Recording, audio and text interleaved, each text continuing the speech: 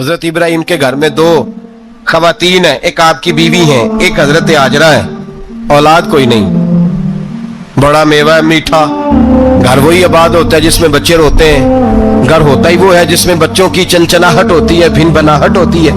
हजरत इब्राहिम ने एक बच्चा रोते हुए देखा तो आंखों में आंसू आए, कहने लगे रब्बी हबली मिनस सालिहीन, या अल्लाह मुझे भी नेक औलाद अता कर। हजरत सारा ने सुन लिया, कहने लगी इब्राहिम शायद मेरे बतन से तो आपको नसीब नहीं, हाजरा से निकाह कर लो।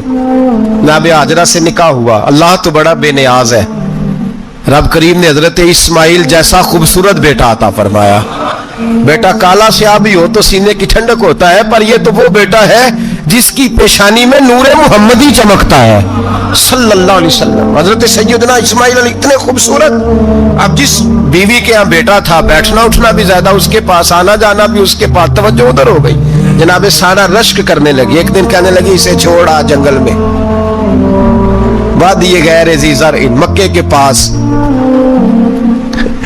भाई एक बेटा आलमे दीन बना लो। कहने लगा रोटी कहां से खाएगा? तेरे 5 बेटे हैं, को हाफिज़े कुरान बना, कहते रोटी कहां से खाएगा? वो बच्चा भी कहता है मैं कहां से खाऊंगा। हजरत इब्राहिम अलैहिस्सलाम तो चंद महीने का बच्चा छोड़ आए, तो कहां से रोटी खाई हजरत इस्माइल ने? कहां से खाई उनकी अम्मा ने रोटी? भूखे मर जाते हैं ये सारे।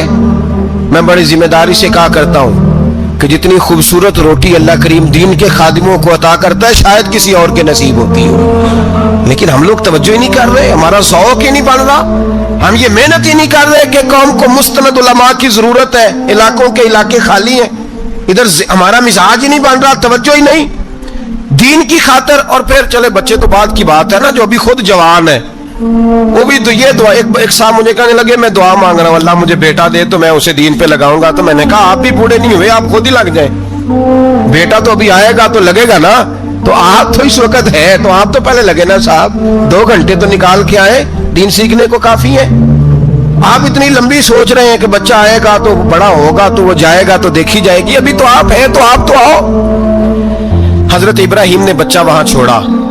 यहां से जो उम्रा करने लोग जाते हैं ना, जो हज करने जाते हैं, उनको पता है कि वहां दुनिया की हर नेमत मिलती है, फिर भी डबल ट्रिपल पैसे लोग जेबों में डाल के जाते हैं। हजरत इब्राहिम जब वहां लेके गए तो कोई इंसान नहीं था, पानी का कतरा नहीं था, 2 किलो खजूरें, एक मशकीजा, बीवी को थमाया।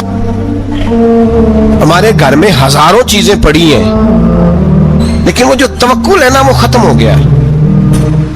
अल्लाह देगा, हलाल हलाल पे कनात करे, जायज जायज पे भरोसा करे, रब करीम अता करने वाला है, वो मिजाज खत्म हो गया। हजरत सैयदना इब्राहिम अलैहिस्सलाम 2 किलो खजूरें, एक मिशकीजा पानी का दे करके और वहां बिठाया आपने अपने बच्चे को और अपनी ज़ौजा जनाबे हाजरा को, और बिठा करके ये वापस पलटने लगे तो हजरत हाजरा सलामुल्लाह अलैहा ने आवाज दी, कहा इब्राहिम किसके सहारे पे छोड़ के जा रहे हैं? जहां अबे जमजम का कुआं है ना, जो लोग गए हैं जिन्होंने सफा मरवा की सही की है, सफा मरवा से बाहर निकले ना, सरकार की विलादत का मकाम है, उस जगह पे अबे जमजम का कुआं था। वहां हजरत सैयदना हाजरा को बिठाया, कोई चीज नहीं, कोई दरख्त नहीं, कोई खेत नहीं, कोई पानी नहीं, कोई कुआं नहीं, वहां बिठाया और बिठा करके निकलने लगे तो जनाबे हाजरा फरमाने लगी इब्राहिम किसके सहारे पे छोड़ के जा रहे हो? कहने लगे अल्लाह के सहारे पे। तो पाकबाज बीबी ने एक लफ्ज पूछा, कहा इब्राहिम ये मेरे रब का हुक्म है, ये मेरे बस जिनका अकीदा तौहीद मजबूत हो उनके लिए एक जुमला काफी होता है, ये मेरे अल्लाह का हुक्म है। तो जनाब इब्राहिम अलैहिस्सलाम फरमाने लगे हाजरा हाँ रब का हुक्म है। जब ये लफ्ज कहे तो चाहिए था ना हजरत इब्राहिम तसल्ली देते, तो बीबी साहबा तसल्ली देने लगी, अर्ज करने लगी इब्राहिम अगर अल्लाह का हुक्म है तो फिर आप हमारी फिक्र ना करना, अगर ये रब का हुक्म है तो फिर हमारी फिक्र ना करना। जिस रब ने हमें यहां तक पहुंचाया है वो हमें कभी भी जाया नहीं फरमाएगा, फिर फिक्र ना करना। हजरत इब्राहिम आ गए, बात आपने सुनी हुई है, इशारा करना मकसूद है। 13 साल में चले मान भी लिया जाए बाज रिवायात की रोशनी में कि आते जाते भी रहे, लेकिन मुकम्मल देखभाल अपने बच्चे की परवरिश में पूरा हजरत इब्राहिम अलैहिस्सलाम का किरदार, सारा किरदार माँ का था। मैं जब खवातीन के बारे में कोई बात करता हूं तो मैं आपको अक्सर कहता हूं कि ये सिर्फ बीवी के लिए हुक्म नहीं होता, ये ट्रेनिंग बेटी को देनी है और बहन को देनी है। ये तरबियत करें अपने घर में میں تجربے کی روشنی میں یہ بات عرض کیا کرتا ہوں کہ بھائی بچے باپ کے فرما بردار اس وقت ہوتے ہیں جب اماں انہیں باپ کا فرما بردار کرتی ہے، اور بچے باپ کے نافرمان بھی تب ہوتے ہیں جب اماں انہیں باپ کا. میں نے اپنے کانوں سے سنا ایک دفعہ ایک بچہ اپنے باپ سے کہہ رہا ہے آپ نے تو ساری زندگی باہر گزار دی، پیسے کمانا کون سا مشکل کام ہے، دکھ سکھ تو سارے اماں نے برداشت کیے، سکولوں میں وہ جاتی تھی، فلانا کام وہ کرتی تھی، فلانا کام. اب یہ سوچ اس کی ذاتی تو نہیں، یہ اس کو دی گئی ہے. اور اگر اس کو یہ سوچ دے دی جائے کہ اماں کہے کہ میں تو اپنوں میں رہی ساری زندگی، میں نے تو اپنوں میں وقت گزارا، اور تیرا باپ تو کئی دفعہ جنازے بھی نہیں پڑھ سکا، اس نے تو ماں باپ ایسے دفن کر دیے، وہ اگر یہ سوچ فراہم کرے تو پھر بچہ باپ کا فرما بردار ہوتا ہے. اور یہ والی روایتیں ہم بیوی کو سناتے ہیں، حالانکہ کس کو سنانی چاہیے؟ بولیے. بہن اور بیٹی کو، بہن اور بیٹی کو سنائیں یہ باتیں، ان کو سمجھائیں تاکہ آگے جا کے وہ جو گھر ترتیب دے وہ گھر بڑا عمدہ اور نکھرا ہوا ہو. حضرت سیدنا ابراہیم 13 سال کے بعد آئے، چونکہ گھر میں اللہ تبارک و تعالیٰ کی دوستی کا چرچا تھا، اللہ تبارک و تعالیٰ کی محبوبیت کا غلبہ تھا. 13 سال کے بعد فلما بالغ معہ السعی، بیٹا جب اتنا بڑا ہوا کہ ساتھ چلنے لگا تو حضرت ابراہیم نے اپنے بیٹے کو بلا کے کہا بیٹا مجھے خواب آئی ہے، میں تجھے ذبح کر رہا ہوں، تیری کیا رضا ہے؟ تو حضرت اسماعیل کہنے لگے یا ابت افعل ما تؤمر، ابا جی اللہ جیسے حکم دیتا ہے میرے ساتھ ویسے ہی کریں، جیسے اللہ حکم دیتا ہے ویسے ہی، بولیے، ویسے ہی کریں. حضرت حاجرہ کو کہا کہ ایک دوست نے دعوت کی ہے تو وہاں جا رہے ہیں، بی بی مطمئن ہے، تفصیلات کی ضرورت نہیں، ختم بات، اعتبار ہے، مطمئن ہو گئی. شیطان پیچھے سے آیا اماں کے پاس، ذرا تھوڑی دیر کے لیے تصور جمائیے، یہاں تو پڑوسن آ کے کوئی بات بتا دیتی ہے خاوند کے بارے میں تو کئی مہینے جھگڑا جاری رہتا ہے، پڑوسن محلے دار. شیطان نے آ کے بتایا لفظ کیا ہے؟ کہا حضرات تمہیں پتا ہے کہاں جا رہے ہیں؟ کہا دوست کی دعوت میں. تو کہنے لگے دوست کون ہے؟ رب کریم. اور ابراہیم کا خیال ہے کہ اس رب نے مجھے حکم دیا ہے کہ میں ذبح کروں. تو حضرت حاجرہ کہنے لگی کبھی باپ بھی بیٹا ذبح کرتے ہیں؟ تو شیطان کہنے لگا ان کا خیال ہے کہ ان کے رب نے حکم دیا ہے. تو جناب حاجرہ فرمانے لگی اگر رب نے حکم دیا تو پھر تو مجھے شیطان لگتا ہے، تو مجھے شیطان لگتا ہے. کہا کیا مطلب؟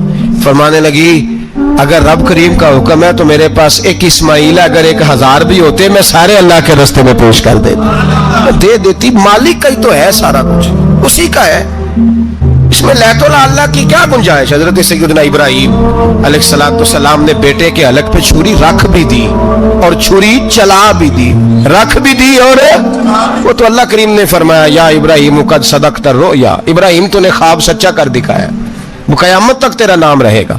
حضرت ابراہیم نے وطن بھی دیا، جان بھی دی، بیٹا بھی، اللہ کریم نے دمبے دیے، فرمایا یہ فدیہ ہے. اب یہ قربانی قیامت تک حضرت ابراہیم کے طریقے کے مطابق جاری ہے. حضرت ابراہیم بہت بڑے مہمان نواز تھے، بہت بڑے. آپ جب مصر میں قیام تھا تو بڑے بڑے لمبے چوڑے لنگر پکتے تھے، لوگ آیا جایا کرتے تھے، بڑا تفصیل کے ساتھ کھانا ہوتا تھا. مہمان نوازی آپ کی خاص صفت مبارکہ ہے. ہمارے ہاں بھی مہمان نوازی ہوتی ہے امیروں کی، بلکہ اب تو مہمان نوازی اس طرح کی ہے کہ کل تیری میرے پاس دعوت ہے اور پرسوں میری تیرے پاس ہے. وہی امیروں میں وہ چکر رہتا ہے، پارٹیاں دوست ایک دوسرے کو ڈالتے ہیں، تیری طرف پارٹی تیری طرف. اور اسی انداز میں اب یہ عید آئے گی نا، ٹکا پارٹیاں ہوں گی جگہ جگہ. اور لوگ سوال پوچھنے لگے ابھی سے، کہتے ہیں قربانی کا کتنا گوشت گھر رکھنا جائز ہے؟ قربانی کا کتنا گوشت گھر رکھنا جائز ہے؟ سارا ہی جی ہاں، اس لیے فریزر لے لے، فریج سے نہیں کام چلے گا. سارا ہی جہاز گھر رکھنا سارا ہی جائز ہے، رکھ لیں. اور خدا کے بندے، قربانی وہ بندہ دیتا ہے جو سارا سال ہی گوشت کھاتا ہے. صحیح کہہ رہا ہوں؟ قربانی صاحب نصاب، صاحب استطاعت بندہ دیتا ہے نا، تو وہ سارا سال ہی گوشت، تو سارا گھر میں رکھنا بھی جائز ہے، لیکن سارا دے دینا بھی. تو جو آ رہی ہے اس پہ کیوں توجہ کرتے ہو؟ جو دوسرا جائز ہے اس پہ کیوں نہیں عمل کرتے؟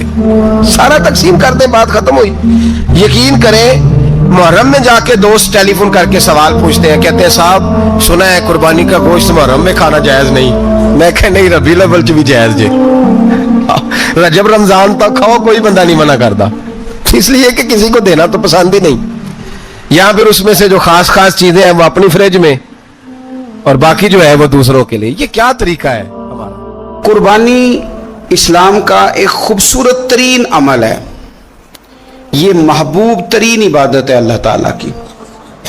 قربانی اپنی فضیلت کے لحاظ سے، عظمت کے لحاظ سے، اپنی بلندیوں کے لحاظ سے دین میں بڑا مقام رکھتی، لیکن ہر چیز کا رنگ روپ بدل دیا جاتا ہے نا. چونکہ قربانی چلی آ رہی تھی حضرت ابراہیم خلیل اللہ علیہ السلام سے، تو اہل عرب جو تھے مشرکین مکہ قربانی کا تعارف وہ بھی رکھتے تھے، پر وہ قربانی کی حقیقت کو، قربانی کی حکمت کو، قربانی کے حسن کو، قربانی سے پھوٹنے والی روشنی کو سمجھنے سے ناآشنا تھے.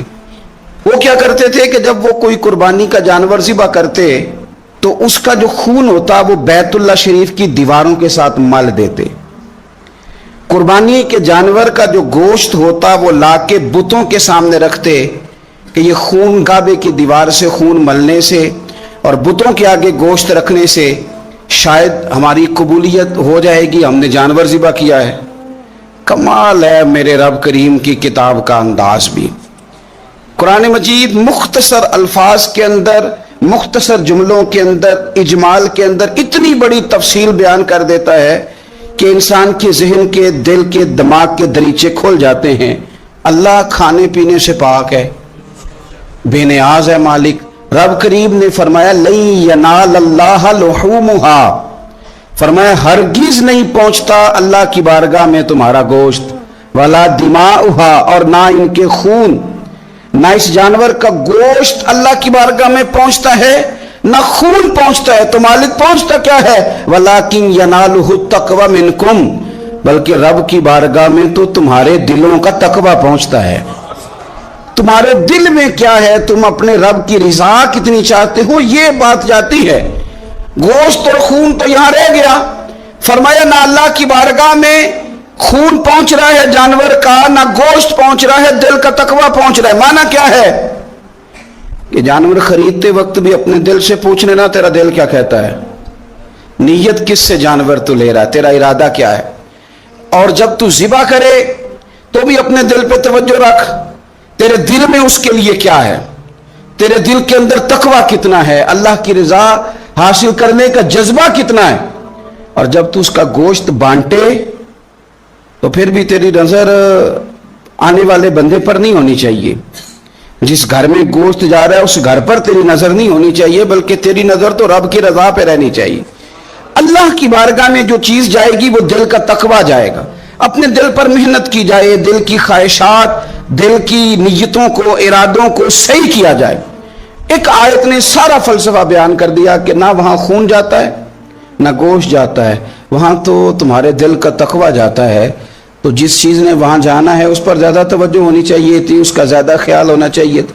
یہ فلسفہ ہے قربانی کا کہ آپ کی نیت کیا ہے، کسی کام کے لیے آپ کا ارادہ کیا ہے. ہمارے ہاں قربانی کے ساتھ جس طرح جانور منسلک ہے نا، کہ قربانی میں جانور ہونا بڑا ضروری ہے اور قربانی کے لیے پیسے ہونا بڑا ضروری ہے، اسی طرح قربانی کے اس سارے سیزن کے اندر کسائی کا بھی بڑا رول ہے، اس کا بھی ایک بڑا کردار ہے. وہ بھی بڑی اہمیت کی حامل پرسنالٹی ہے ان دنوں میں، اور پہلے سے بڑے سارے معاملات ہیں. اور اس دن کسائیوں کے جو معاملات ہیں، ان کی جو بھاگ دوڑ ہے، وہ بھی ایک پوری داستان ہے. چونکہ بہت ساری جگہوں پہ انہوں نے جانا ہوتا ہے اور جہاں وہ بیٹھے ہوتے ہیں ان کو بھی کافی جلدی ہوتی ہے کہ جلدی سے جانور ذبح ہو جائے، جلدی سے گوشت بن جائے. اور جس جگہ انہوں نے بعد میں جانا ہوتا ہے ان کے بھی 15 فون آ چکے ہوتے ہیں. تو وہ جو خاص اسلام حکم دیتا ہے اس موقع پر، اور نبی پاک علیہ الصلوۃ والسلام کی جو خاص نصیحتیں ہیں اور حضور نے جو خاص احتیاطیں بتائی ہیں، وہ احتیاطیں پوری نہیں ہوتی. دیکھیں آپ اس فلسفے کو سمجھیں کہ قربانی کی تعریف یہ ہے کہ مخصوص جانور مخصوص وقت میں اللہ کی رضا کے لیے ذبح کرنا ہے، اللہ کی رضا کے لیے. اب یہ نہیں ہے کہ آپ نے فٹافٹ آؤ دیکھا نہ تاؤ دیکھا، جس طرح کی چھری آپ کو مل گئی، جس طرح ہو سکا بس اس کو مار دینا ہے. اسے ذبح کرنا ہے اور اچھے طریقے سے کرنا ہے. یہ حدیث آپ کو सियासत्ता में मिलेगी, मुस्लिम शरीफ में मिलेगी, अबू दाऊद शरीफ में मिलेगी। हजरत शद्दाद बिन औस रज़ी अल्लाह ताला अन्हु हदीस के रावी हैं। नबी पाक सल्लल्लाहु ताला अलैहि वसल्लम ने फरमाया, एहसान करना अल्लाह ने फर्ज किया है हर चीज पर। मालिक ने हर चीज पर एहसान करना फर्ज किया है। तो फरमाया जब तुम ज़िबा करो तो अच्छे तरीके के साथ ज़िबा करो, छुरी को तेज करो, और फरमाया ज़िबा होने वाले जानवर को आराम पहुंचाओ। अच्छे तरीके से ज़िबा करो, छुरी तेज हो, उसे आराम हो, उसे तकलीफ ना पहुंचाओ। अच्छे तरीके से ज़िबा करो, उसे ठंडा हो लेने दो, फिर उसकी खाल उतारी जाए, थोड़ी एहतियात की जाए, अच्छे तरीके से चीजों को लिया जाए। आप देखिए हुजूर एक बात करते हैं लेकिन सोच के धारे बदल के रख देते हैं। रसूल करीम सल्लल्लाहु अलैहि वसल्लम गुजर रहे थे तो एक शख्स ने बकरी के पहलू पर पैर रखा हुआ था और वो छुरी तेज कर रहा था। बकरी को उसने गिराया हुआ है, लिटाया हुआ है और पहलू पर पैर रखा हुआ है और साथ साथ वो छुरी तेज कर रहा है। तो नबी पाक सल्लल्लाहु अलैहि वसल्लम ने क्या खूबसूरत बात इरशाद फरमाई। हुजूर अलैहिस्सलातु सलाम फरमाने लगे, तुम इसे दो मौतें देना चाहते हो, दोहरी तकलीफ में गोया तुम मुब्तला करना चाहते हो, इसके सामने ही तुम छुरियां तेज कर रहे हो। हुजूर फरमाने लगे, दो मौतें देना चाहते हो? चाहिए था कि पहले से ये सारे औजार तुम्हारे तैयार होते तो उस दिन किसी इमरजेंसी का शिकार ना हो। 3 दिन शरीयत ने इसीलिए तो रखे थे, इसीलिए तो वक्त रखा था। आप इस तरह का कोई माहौल ना बनाएं जिससे जानवर को भी तकलीफ हो, अजियत हो। मैंने कहा कि मेरे करीम फरमाते हैं रब ने हर चीज पर एहसान करना फर्ज किया है। अच्छे तरीके से ज़िबा करें, छुरी को तेज करें, जानवर को आराम पहुंचाएं। लेकिन दुख की बात यह है कि हम एक दूसरे का साथ नहीं देते। मकरूज ज़हनी अजियत का शिकार है। 3 दिन है ना ईद के, तो एक जोड़े से भी गुजारे जा सकते हैं, एक से भी। अक्सर लोग तो वैसे ही ईद की नमाज पढ़ के सो जाते हैं और जो बेदार भी हैं वो भी कपड़े बदल करके जानवर के ज़िबा में मशगूल हैं। हमने इस ईद पे कोशिश करनी है कि हमारी गली में, हमारे मोहल्ले में, हमारे दाएं बाएं थोड़ा सफ़र करें, बच्चों को देखें, सरकारी स्कूल से निकलते बच्चों को देखें, मसाजिद मदारस से निकलते बच्चों को देखें। हम ना एक एक दो दो का साथ दें। मैंने जुमे में अमीर लोगों से कहा था कि कुर्बानियाँ करनी तो है ही, तो तुम तो सारा साल गोश्त खाते हो। क्या आपको बताऊं कि हम उस वतन में रहते हैं जहाँ फ्रिज और फ्रीज़र बड़ी इससे पहले ज़्यादा बिकते हैं। फ्रिज नहीं ले आओ, बड़ी ले आओ, चूँकि गोश्त सेव करना है, सारा साल भी तो मिलता है ना अमीरों। मैंने तो कहा था उस गांव में ले जाओ जहाँ कुर्बानी कोई नहीं कर रहा, ज़िबा ही वहाँ जाके कर लो। थोड़ी सी गुंजाइश बनाएं अपने दिलों में। ये ज़रूरी नहीं कि सामने वाला आपका शुक्रिया भी अदा करे, अपने घरों में थोड़ा हौसला कनात लाएं। हज़रत आयशा सिद्दीक़ा रज़ी अल्लाह ताला अन्हा फरमाती हैं, ऐसा नहीं था कि हमारे घर के अंदर माल नहीं आता था, अल्लाह के फजल से बड़ा कुछ आता था, लेकिन फरमाती हम इसार कर दिया करते थे। हुजूर का मिजाज इसार कर देने का है।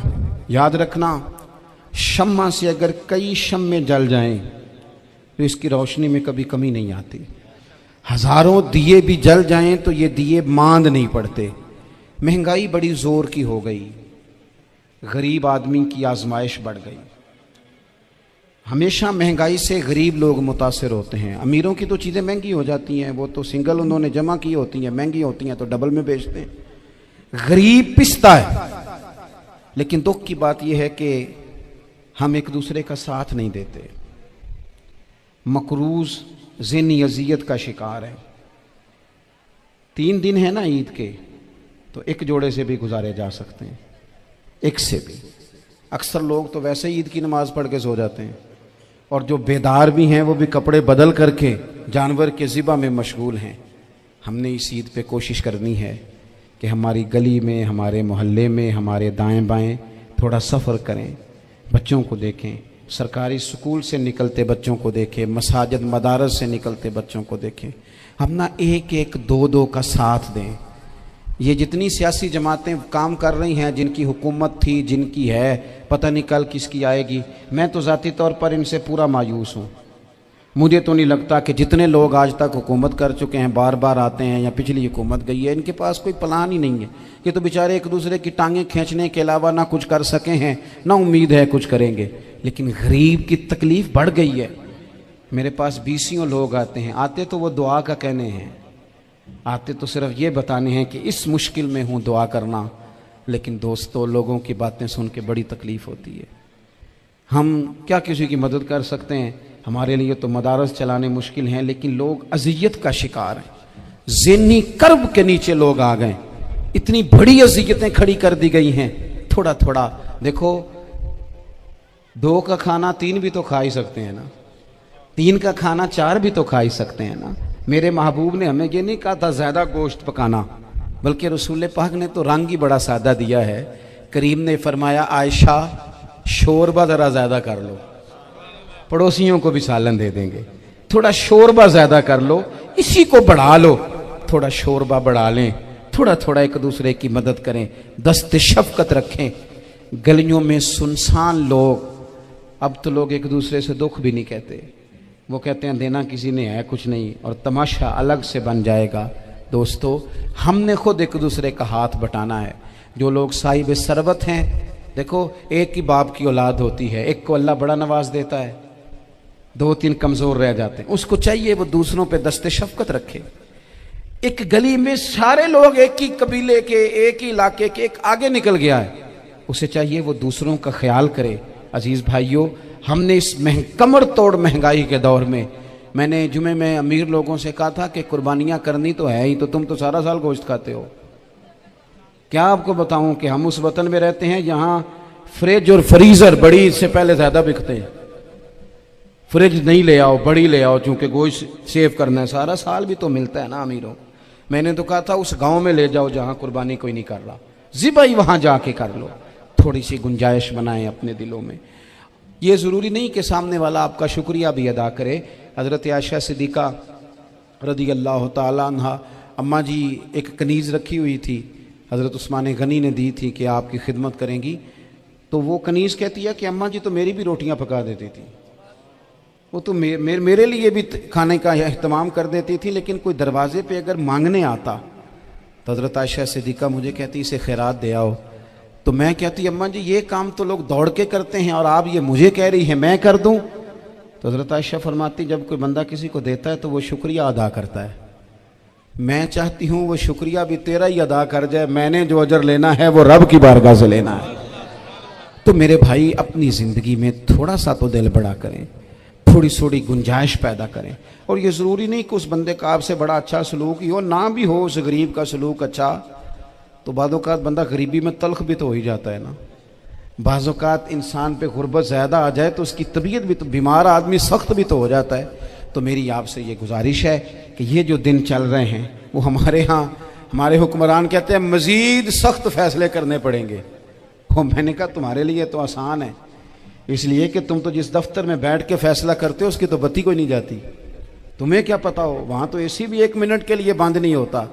یہ تو اس سے پوچھو باپ سے کہ جو عید سے پہلے اپنی بیوی سے مشورہ کر رہا ہے کہ عید آ گئی ہے، اگر بیٹی کے گھر کپڑے نہ بھیجے تو اس کی ساس باتیں کرے گی. یہ چھوٹی عید گزری تھی نا، تو ہمارے ہاں کچھ لوگ سمجھتے ہیں کہ سخاوت صرف رمضان میں ہی کرنی ہے، اور رمضان میں ثواب زیادہ ہے، ورنہ راشن ونڈن والے اور لوگ کو عیدوں بعد بھی بھوک لگ دیجئے، عید کے بعد بھی اسی طرح ہی غریب کے ساتھ پیٹ ہوتا ہے، لیکن توجہ نہیں. ایک تو ذوق علم پیدا کریں، ایک اپنے گھر میں اطمینان کا ماحول لائیں. تیسری گزارش یہ ہے کہ مہنگائی اور سختی کے اس دور میں اپنے مسلمان بھائیوں کا، عزیزوں کا، اہل محلہ کا ہاتھ بٹائیں، پیار کریں. تو میرے عزیز اگر لوگوں کو مسائل کا پتہ چلے تو سینکڑوں گھر بچ جائیں تباہ ہونے سے، بڑے بڑے گھر بچ جائیں، لیکن مسائل نہیں آتے. میرے پاس مسئلہ پوچھنے کے لیے کچھ لوگ آ گئے تو 4-5 سال کا بچہ بھی تھا جس کے والد نے غصے میں اپنی بیوی کو 3 طلاقیں دی تھی. وہ چھوٹا سا بچہ، کپڑے بھی پھٹے پرانے، اور حالت بتا رہی تھی کہ غریبی ہے. تو جب میں نے مسئلہ بتایا کہ 3 طلاقیں ہو گئی ہیں تو واپس جانے لگے، تو بچہ مجھ سے کہتا ہے دیہاتی آدمی تو کہنے لگا مولوی صاحب میری اماں تے نانی کہنی اسن پوچھ کے آئی آپ کہ ہن اسی علیحدہ علیحدہ ہی رہنا ہے. تو اس بچے کی نونہال کی وہ کیفیت دیکھی تو میں رو پڑا. میں نے کہا یار یہ بچہ بیچارہ ماں باپ کے ہوتے ہوئے یہ یتیموں جیسی زندگی گزارے گا کیونکہ باپ نے طلاق دے دی. کس طرح مسائل نہیں بتائے لوگوں کو، تعلیم سے آگاہی نہیں کیا. اور اس میں بہت بڑا ظلم ہے ان لوگوں کا بھی جو جنازے پہ کھڑے ہو کے تو کہہ دیتے ہیں میری طرح کے لوگ اچھے علماء کی بات نہیں کرتا، وہ کہہ دیتے ہیں دیکھو جن لوگوں کو جنازہ نہیں آتا، بھئی آپ نے کس دن عشاء کے بعد کلاس لگائی تھی جنازہ سکھانے کی؟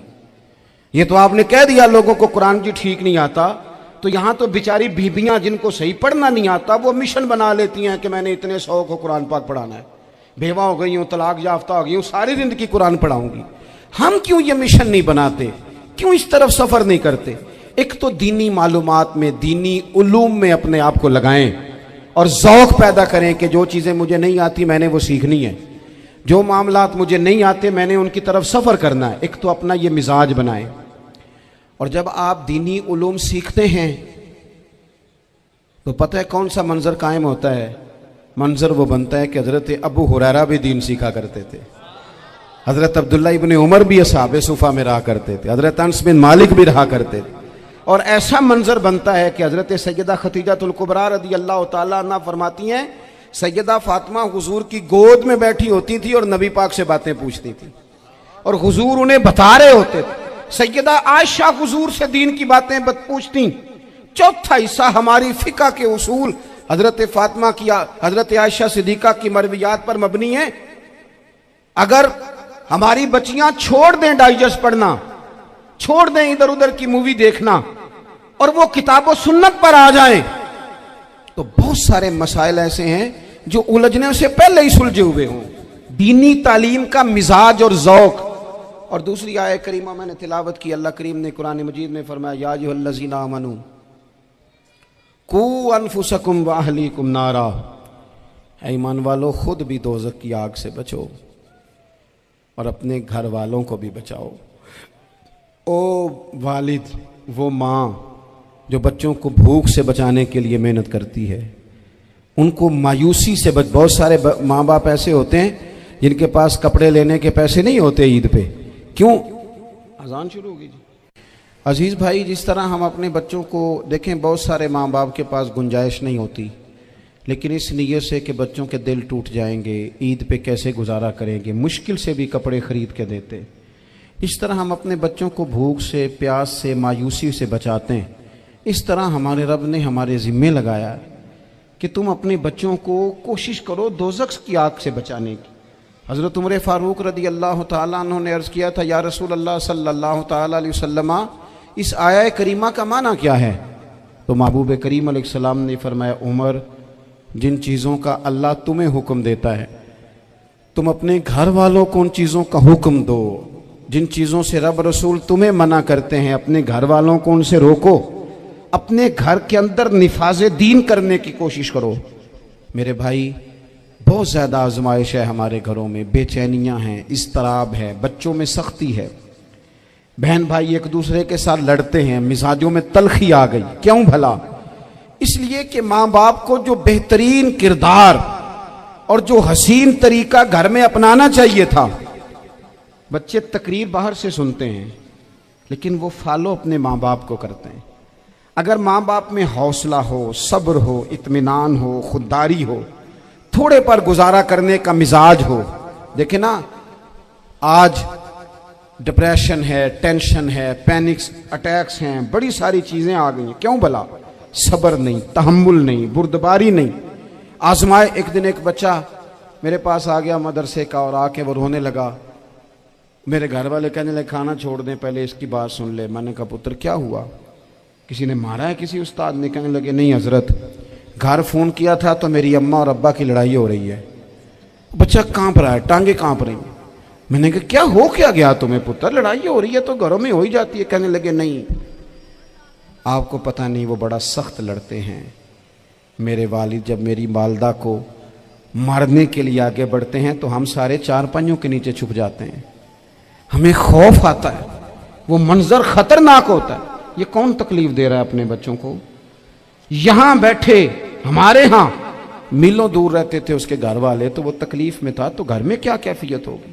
اگر حوصلہ ہو، صبر ہو، قناعت ہو، اللہ کے دیے ہوئے تھوڑے رزق پر ہمیں راضی رہنا آتا ہو، ہمارے گھروں میں سکون آئے، اطمینان آئے، ہم جو زندگی بڑی خوشی خوشی گزار سکتے ہیں۔ ہمارے مزاجوں کا لالچ، ہماری طبیعتوں کی بے راہ روی، ہماری جھوٹی انا کا بت، उन सारी चीजों को खत्म कर देता है।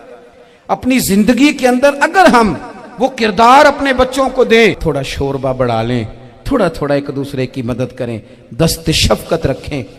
गलियों में सुनसान लोग, अब तो लोग एक दूसरे से दुख भी नहीं कहते, वो कहते हैं देना किसी ने है कुछ नहीं, और तमाशा अलग से बन जाएगा। दोस्तों, हमने खुद एक दूसरे का हाथ बटाना है।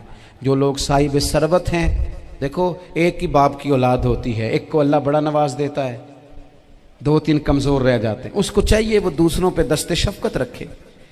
एक गली में सारे लोग एक ही कबीले के, एक ही इलाके के, एक आगे निकल गया है, उसे चाहिए वो दूसरों का ख्याल करे। अजीज़ भाइयों, हमने इस कमर तोड़ महंगाई के दौर में, मैंने जुमे में अमीर लोगों से कहा था कि कुर्बानियाँ करनी तो है ही, तो तुम तो सारा साल गोश्त खाते हो। क्या आपको बताऊं कि हम उस वतन में रहते हैं जहाँ फ्रिज और फ्रीज़र बड़ी इससे पहले ज़्यादा बिकते हैं। फ्रिज नहीं ले आओ, बड़ी ले आओ, चूँकि गोश्त सेव करना है, सारा साल भी तो मिलता है ना अमीरों। मैंने तो कहा था उस गांव में ले जाओ जहाँ कुर्बानी कोई नहीं कर रहा, ज़िबाई वहाँ जाके कर लो। थोड़ी सी गुंजाइश बनाएं अपने दिलों में। ये ज़रूरी नहीं कि सामने वाला आपका शुक्रिया भी अदा करे। हज़रत आयशा सिद्दीक़ा रज़ी अल्लाह ताला अन्हा, अम्मा जी एक कनीज़ रखी हुई थी, हज़रत उस्मान गनी ने दी थी कि आपकी खिदमत करेंगी। तो वो कनीज़ कहती है कि अम्मा जी तो मेरी भी रोटियां पका देती थी, वो तो मेरे लिए भी खाने का एहतमाम कर देती थी, लेकिन कोई दरवाजे पे अगर मांगने आता तो हज़रत आयशा सिद्दीक़ा मुझे कहती इसे खैरात दे आओ।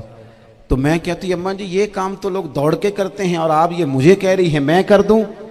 तो हज़रत आयशा फरमाती जब कोई बंदा किसी को देता है तो वो शुक्रिया अदा करता है। मैं चाहती हूँ वो शुक्रिया भी तेरा ही अदा कर जाए, मैंने जो अजर लेना है वो रब की बारगाह से लेना है। तो मेरे भाई, अपनी ज़िंदगी में थोड़ा सा तो दिल बड़ा करें, थोड़ी थोड़ी गुंजाइश पैदा करें। और ये ज़रूरी नहीं कि उस बंदे का आपसे बड़ा अच्छा सलूक ही हो, ना भी हो उस गरीब का सलूक अच्छा, तो बाज़-औक़ात बंदा गरीबी में तल्ख भी तो हो ही जाता है ना।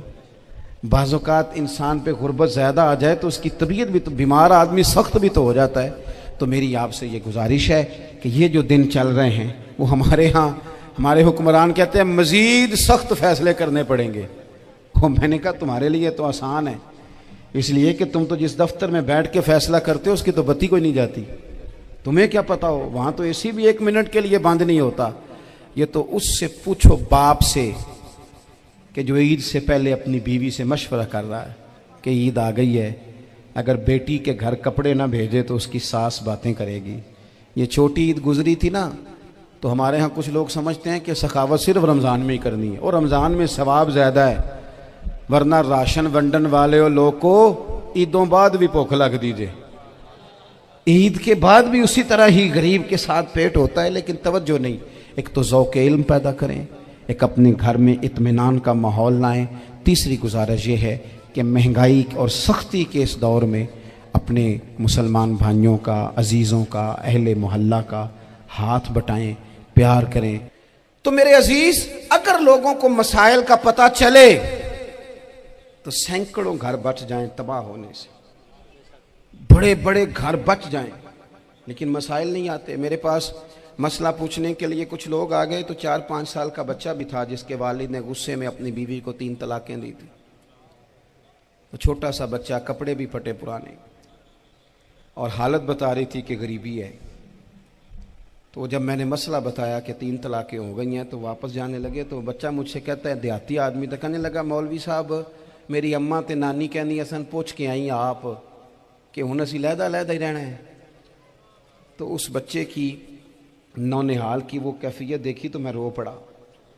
मैंने कहा यार ये बच्चा बेचारा माँ बाप के होते हुए ये यतीमों जैसी ज़िंदगी गुजारेगा क्योंकि बाप ने तलाक दे दी। किस तरह मसाइल नहीं बताए लोगों को, तालीम से आगाही नहीं किया।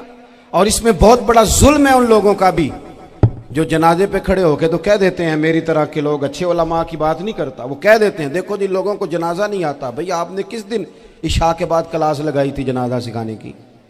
ये तो आपने कह दिया लोगों को कुरान जी ठीक नहीं आता।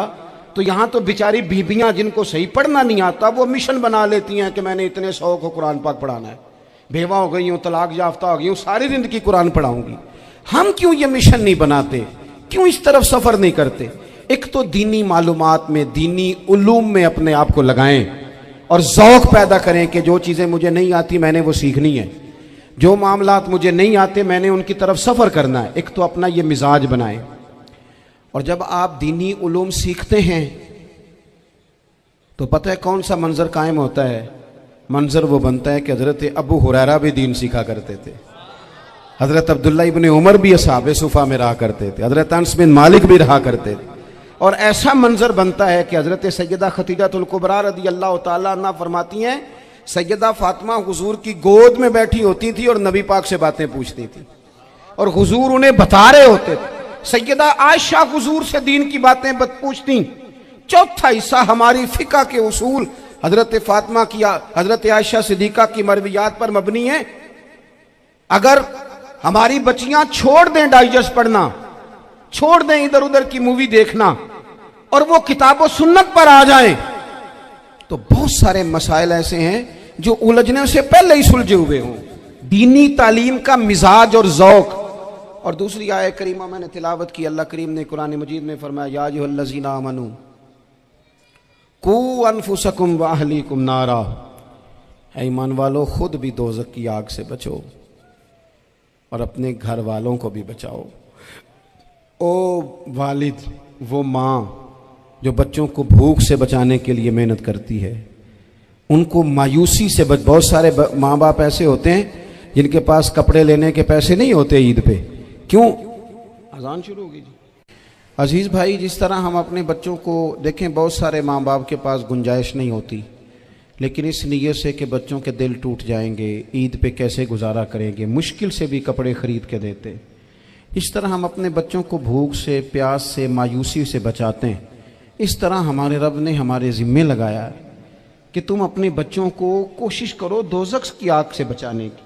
حضرت عمر فاروق رضی اللہ تعالیٰ عنہ نے عرض کیا تھا یا رسول اللہ صلی اللہ تعالیٰ علیہ وسلم، اس آیہ کریمہ کا معنی کیا ہے؟ تو محبوب کریم علیہ السلام نے فرمایا عمر، جن چیزوں کا اللہ تمہیں حکم دیتا ہے تم اپنے گھر والوں کو ان چیزوں کا حکم دو، جن چیزوں سے رب رسول تمہیں منع کرتے ہیں اپنے گھر والوں کو ان سے روکو، اپنے گھر کے اندر نفاذ دین کرنے کی کوشش کرو۔